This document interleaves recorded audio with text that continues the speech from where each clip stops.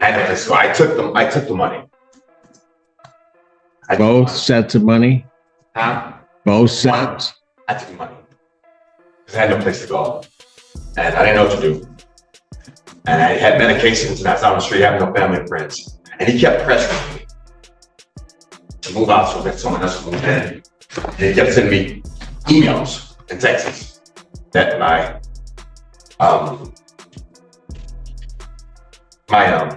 security deposit was going down. And I really didn't know what to do. And being not able to get back to my place where my stuff is. And I was scared. I truly was. And I didn't want to admit that I was afraid or something like that. You know, I thought it might make me seem like I'm weak or something like that. And I found out that it makes me seem like I'm weak by not being honest. And I apologize. Please forgive me. So you voluntarily surrendered the apartment? No, I didn't surrender the apartment. No, I couldn't get back in. They had already locked the doors. I couldn't get in.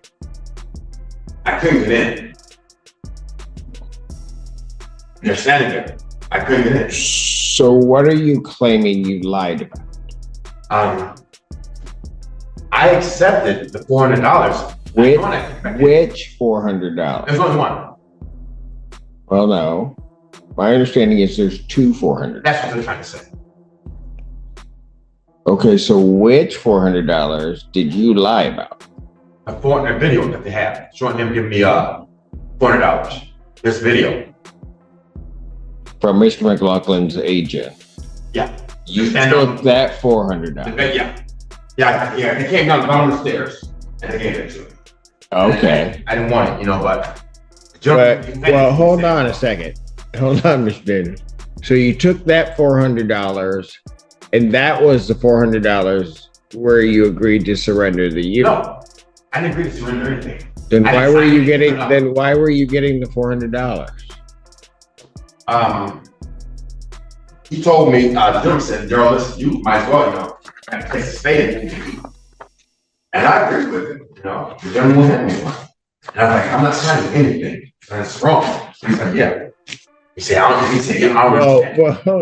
so I was frightened. Daniels? Yes, sir. There's this meeting that takes place. Yes, sir. You're given $400. Yes, sir. Why did they give you the $400 if it wasn't to relinquish possession of it? I wasn't relinquishing possession. Okay. I never agreed to this. Okay. All right. Then why did you take the $400? I didn't know what to do. I had no place to go. What do you mean you didn't know what to do? I had no place to go. And I don't want to stay on the streets. Mr. Daniel, yes, sir. What you're saying, it doesn't make any sense. So, you need to start telling the truth. I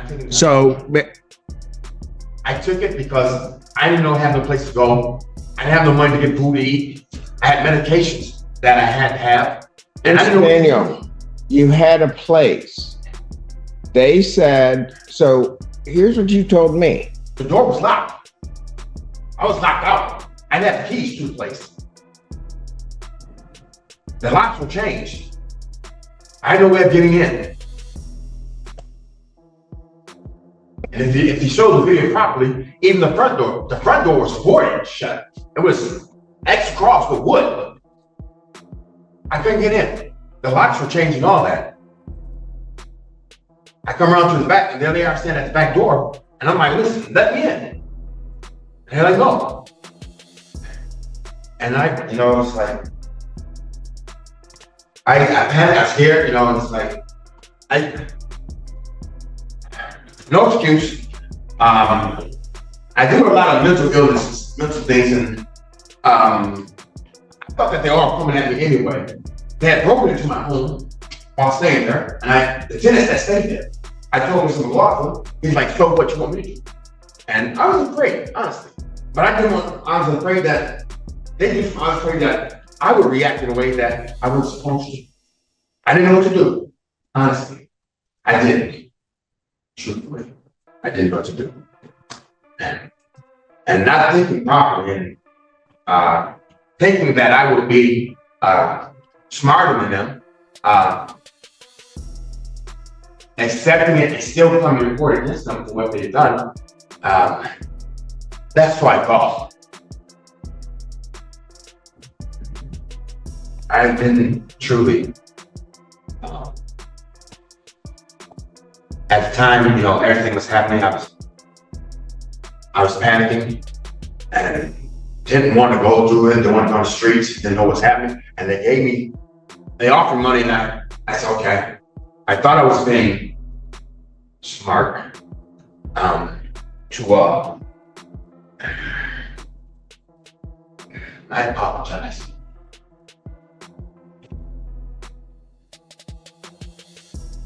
I didn't know what I was doing. I was very scared. Thought I was trying to be able to come here and tell what they were doing to me. That was wrong. Because I was already locked out. The locks were already changed. I thought I was sorry. I did. I apologize.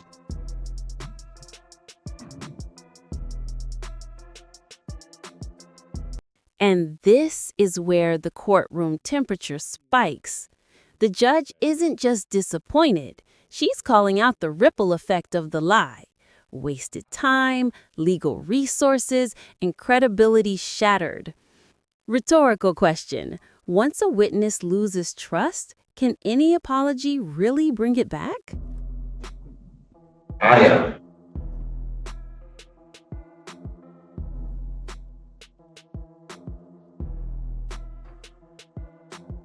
Want to be treated fairly, done right, but I conducted myself like they did. Well, that's interesting. You want to be treated fairly because I treated myself like I did. well, quite frankly, this isn't about you because you came here on the date the hearing was set. Mr. McLaughlin was not here. You told me they had locked you out, Yes. that you could not get back in your Yes. premises Yes. and all of that, right? Yes. That basically he had resorted to self-help. Yes. What that led the court to do was to then set, but now I understand why Mr. McLaughlin wasn't here because you had surrendered the apartment. No. The doors were already locked. The locks were already changed. The locks were already changed. So then I show cause Mr. McLaughlin to come in. He files an answer. He files a response. Yeah. We are back here. You go get legal services. Yes. Mr. Henry appears. Yes. And at that hearing, you continued to maintain that you were locked out. Yes. Yes. And specifically told me that you didn't take the $400. I lied. I know. We get that you lied. But that you didn't take the $400, that they locked you out, that then there wasn't this period in time afterwards. Yes. You got community mental health because of that to put you up. Yes. So other monies got paid on your behalf. Yes. They did change the locks on the door. I couldn't get in. The locks were changed. I couldn't get in. Tell me why I should believe you. Truly, Your Honor. Not telling you the first time it came here, you shouldn't. I shouldn't believe anything you are telling me. I do not believe. I understand, but I couldn't go on after sit back praying and think about it. And you've been honest with me, you've been fair with me all the time, and I couldn't What I do. tell you no lies. And I had to come tell you today and let you know that. I was just afraid, Your Honor. I was Afraid of what?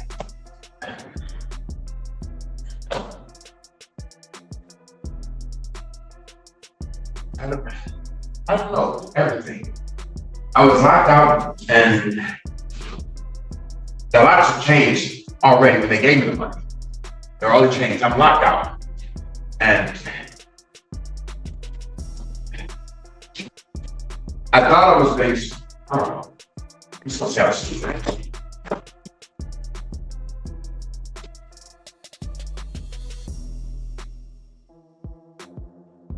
Apologize. I won't say anything else, that might say what else can I say. But I was being honest, now I am. I like you. You know something? Not only did you lie to me, you recall at the last hearing, I had my bailiff put Mr. McLaughlin under oath, and we put you under oath. Yes, sir. Yes, sir.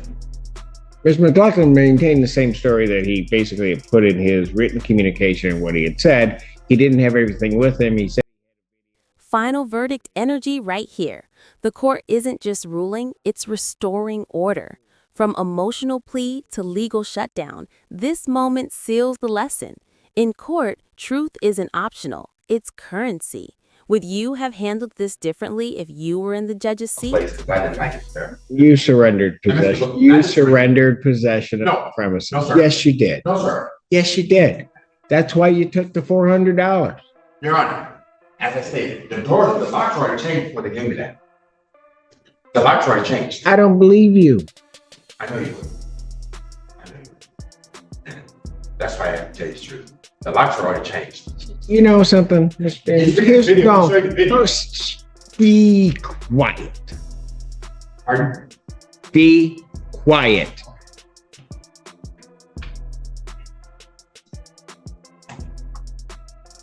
You lied to this court when you came here, caused me to file an order to show cause, got Mr. McLaughlin in. Mr. McLaughlin had to file an answer to it, find all of that information, do all of that. You go to legal services, they in good faith, Mr. Henry decides to represent you because you're saying that you've been locked out of the premises. We get here, for the second time that you've been here, Mr. McLaughlin was only here the one time, but we all get here, put you under oath, you give me your story, the story you give me, you lied. Now, in that same time, you are also lying to Community Mental Health, who is paying to put you up as though you had been locked out. You were not locked out. Locked out. No. I'm Warner. When he gave me, and to show the video, I go up the stairs. I'm beating on the door to get in. And I said to the gentleman, now they give me $400. The locks are already changed. If that were the truth, yeah, then why wouldn't you have told me that you got the $400? I'm just saying that I took it, because I had a place to go. Why would you? I apologize. I have no excuse. I have no excuse. Your story just keeps changing. Your story keeps changing. I was hungry when I was here, and I had medication, stuff that I didn't have, and I had no place to go. I had no family or friends. That's what I'm saying. I had no place to go. As he shows the video, I come to the door's already locked. The locks already changed. They've already changed the locks. The locks are already changed. And that gentleman come down and give me $400. The locks are already changed on the door. I couldn't get in.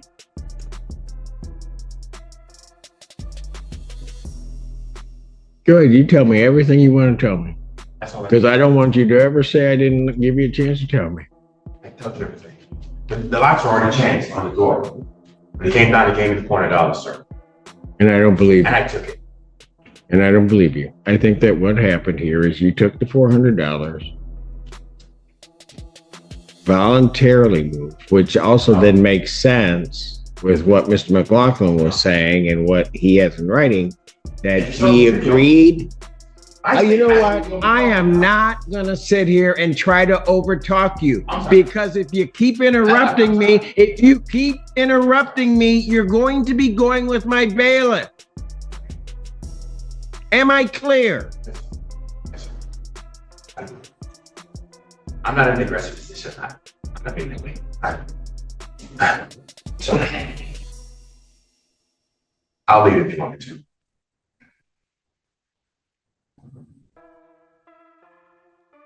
Sorry. The reason you took the $400 is because you. Here's the legal pivot point. The judge is connecting the dots. Self-help eviction is illegal, but now the narrative flips. The court believes the tenant voluntarily gave up the space. So the big question for the audience is, was this fear, confusion, or calculated damage control? It's in writing in a text that he would allow your property to stay there for a month. And then he gave you more money.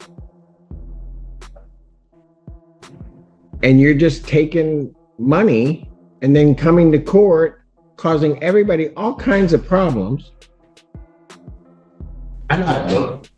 Oh, no, you don't even have any idea. I took once.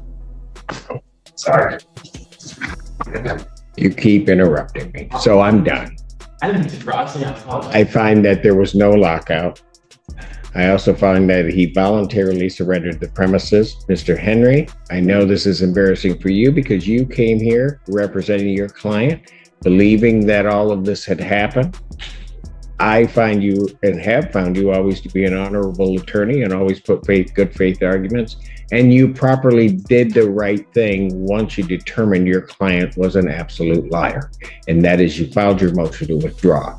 So prior to entering what I'm entering, I'm going to grant your motion to withdraw, find that it's surrendered. This case is dismissed, but you are entitled to possession of the premises. Oh, yeah. It's yours. He gave it up. You want to know what? You keep it up. What did I tell you? You think I'm kidding? Do you think I'm kidding? Then I'd suggest what you do is you turn around and you walk out. And don't say another word to me, because if you say another word to me, you're going to go with Officer Mahonk. Have a great day.